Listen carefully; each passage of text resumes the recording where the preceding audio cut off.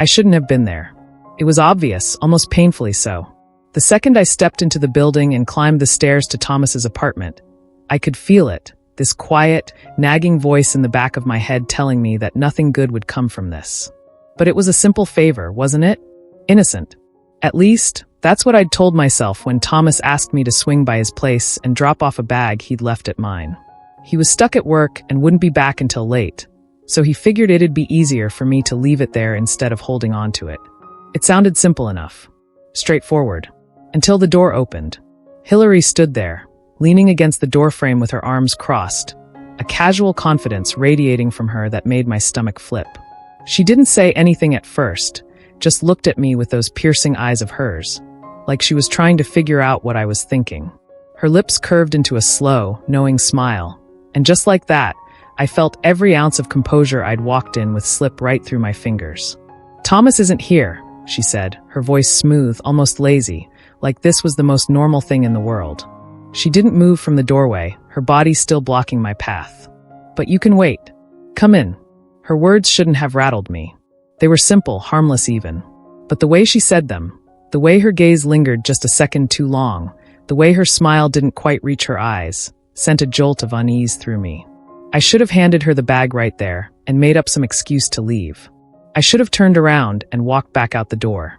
But I didn't. Instead, I nodded stiffly and stepped inside, the weight of her presence following me as I crossed the threshold. The apartment felt smaller than I remembered, the walls pressing in closer with every passing second. The air was heavier too, thick with an unspoken tension I couldn't ignore. I set the bag down on the counter, my movements stiff and deliberate, as if pretending everything was normal would somehow make it true. Hillary closed the door behind me, the soft click of the lock sounding louder than it should have, and I felt my pulse quicken. She didn't say anything at first, just moved into the room with an easy grace that made it impossible not to watch her. She wasn't trying to be subtle, either. She knew exactly what she was doing. Every step, every tilt of her head, every flick of her hair, it all felt deliberate, calculated. Hillary had always been like that.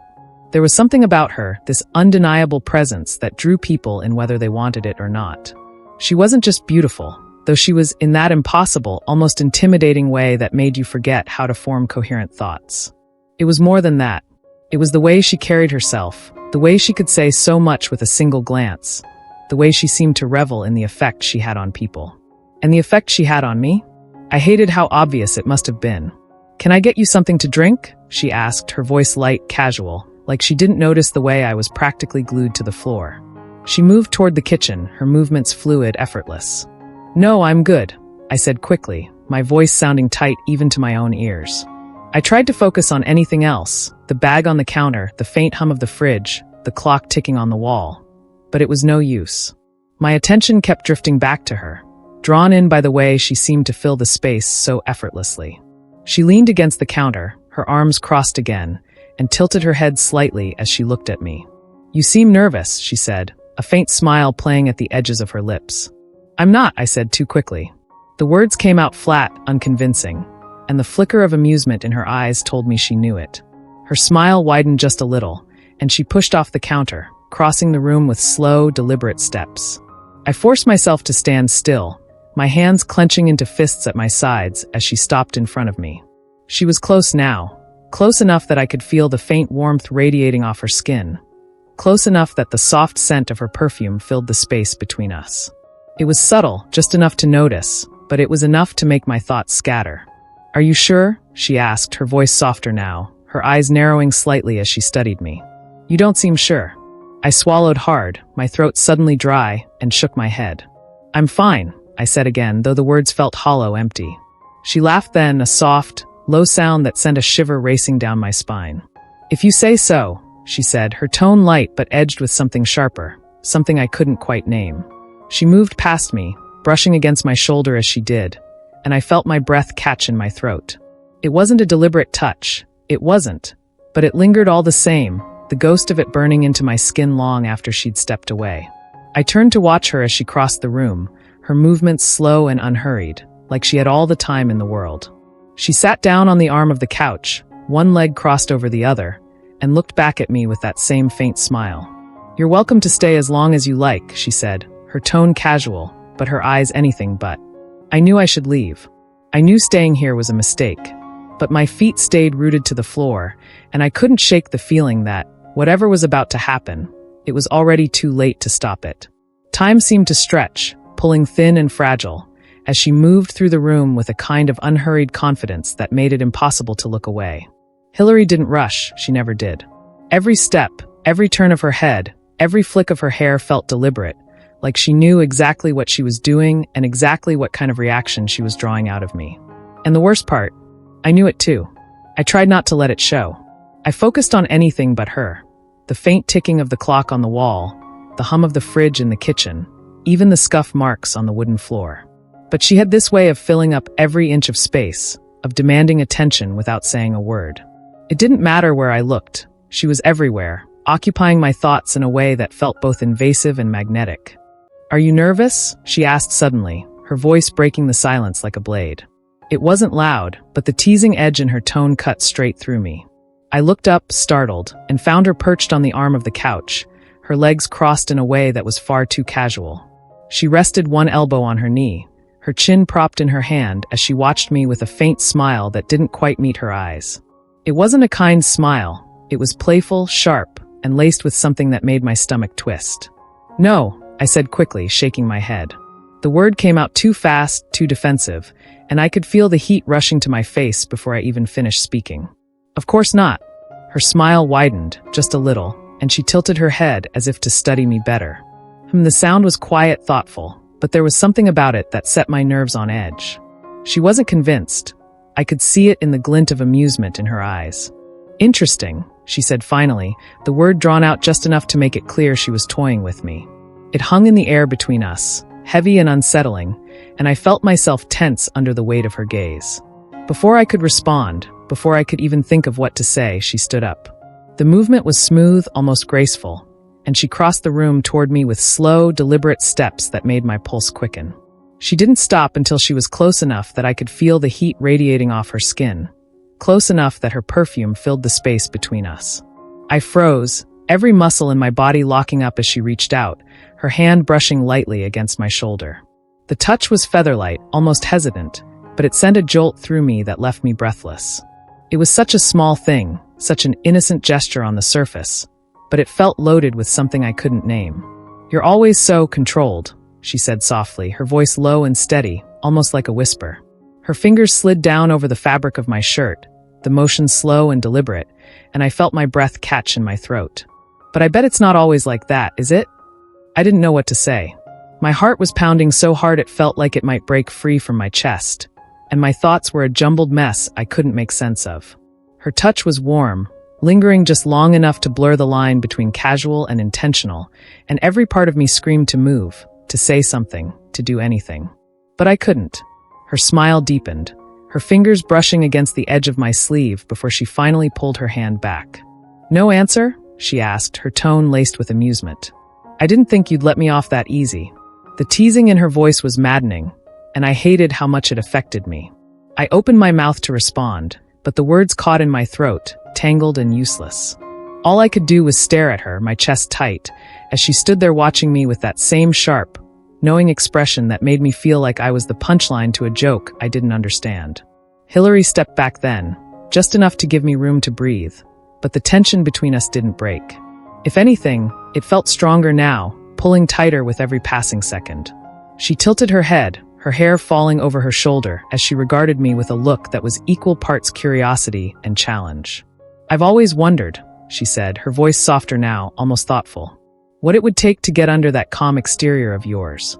You're so good at keeping everything locked down, but I can't help but think, maybe that's just an act."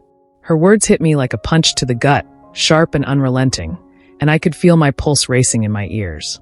I wanted to tell her she was wrong, to laugh it off, to find some way to deflect the weight of what she was saying.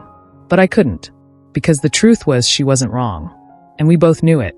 "Relax," she said finally, her voice dropping lower, softer, as if she were sharing a secret. "It's just us here. You don't have to pretend with me."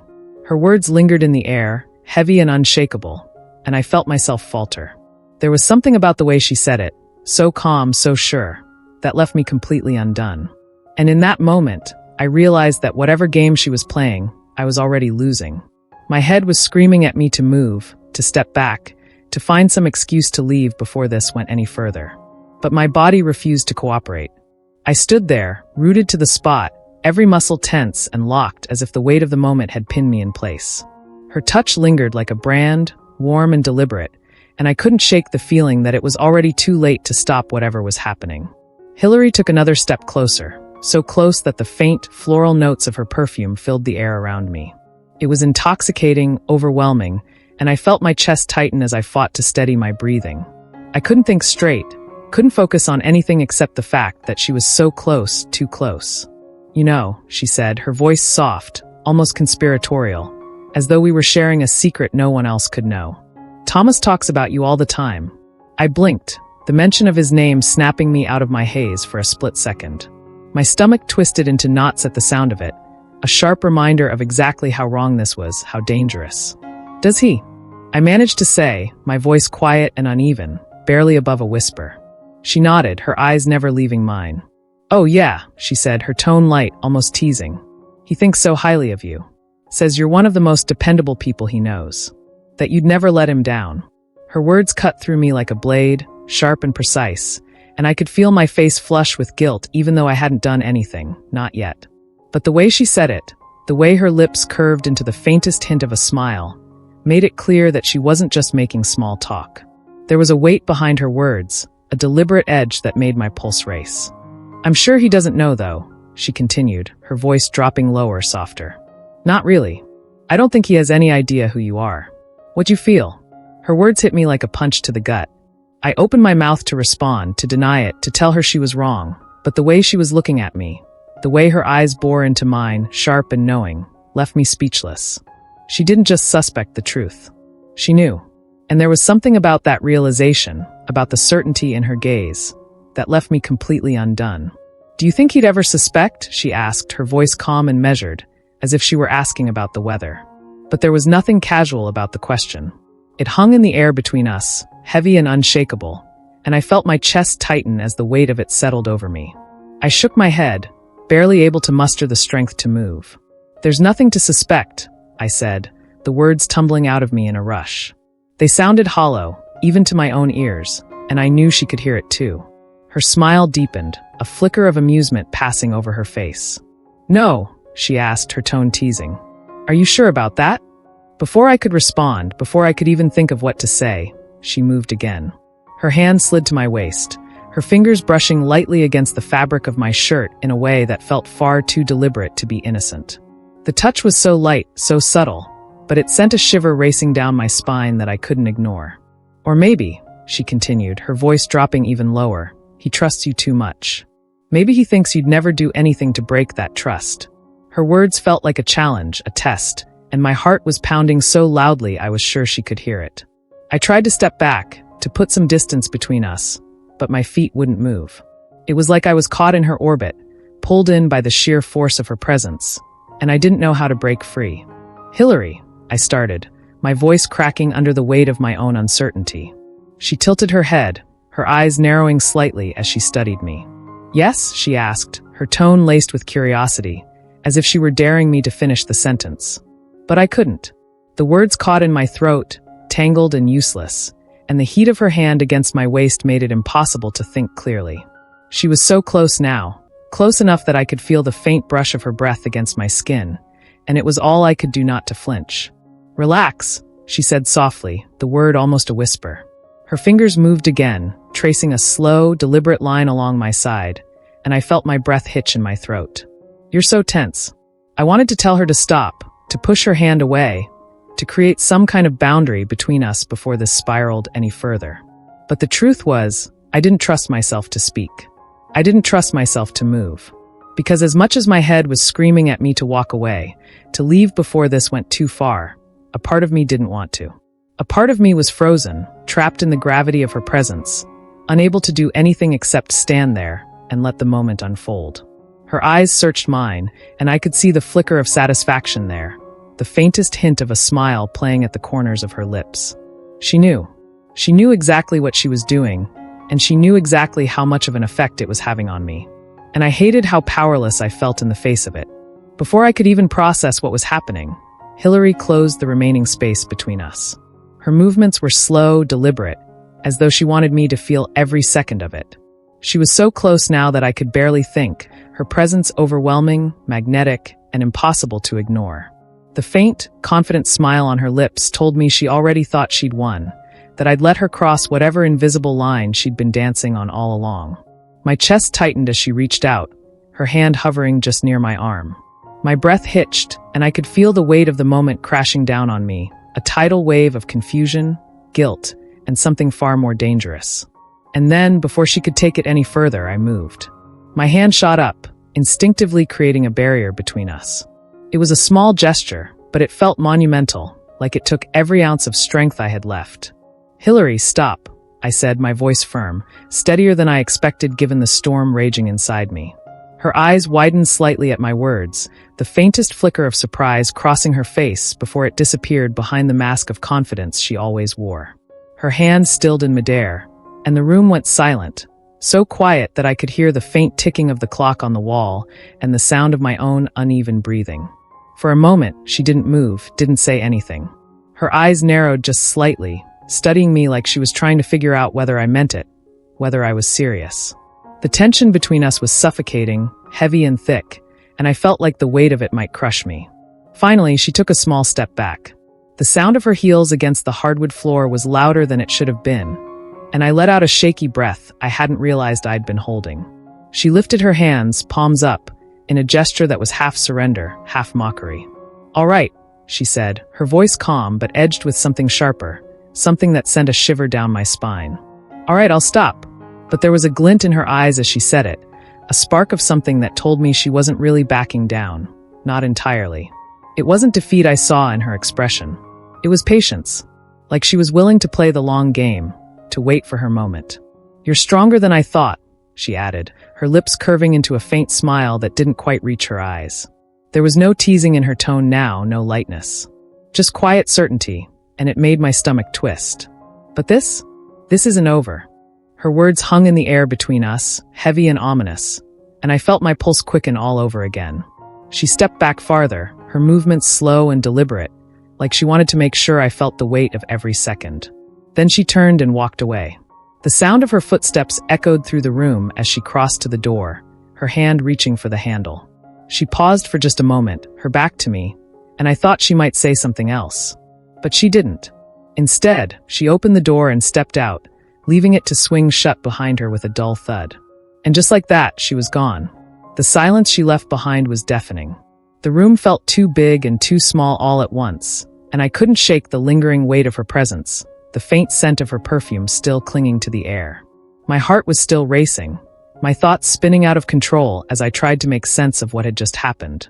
I sank onto the edge of the couch, my hands gripping the edge of the cushion as I tried to steady myself. The adrenaline was wearing off now, leaving behind a hollow ache in its place. My chest felt tight, my mind a mess of conflicting emotions, relief, guilt, confusion, and something I didn't want to name. I'd done the right thing. I knew that. I'd stopped her, put up the boundary that needed to be there. But as much as I wanted to cling to that certainty, a part of me couldn't ignore the nagging feeling in the back of my mind. The feeling that things would never be the same between us after this. Her words echoed in my head, over and over, like a mantra I couldn't escape. This isn't over. And the worst part? A part of me believed her. Because even though I'd stopped her, even though I'd drawn the line, I knew deep down that something had shifted between us, something that couldn't be undone. The air still felt heavy, charged with the tension she'd left behind, and I could still feel the phantom weight of her hand on my waist, the ghost of her touch burning into my skin like a brand. I sat there for what felt like an eternity, the silence pressing down on me as I tried to push her words, her presence, her everything out of my head. But no matter how hard I tried, I couldn't. Because the truth was, Hillary had gotten under my skin in a way I couldn't ignore. And as much as I hated to admit it, as much as I wanted to tell myself otherwise, I knew this was far from over.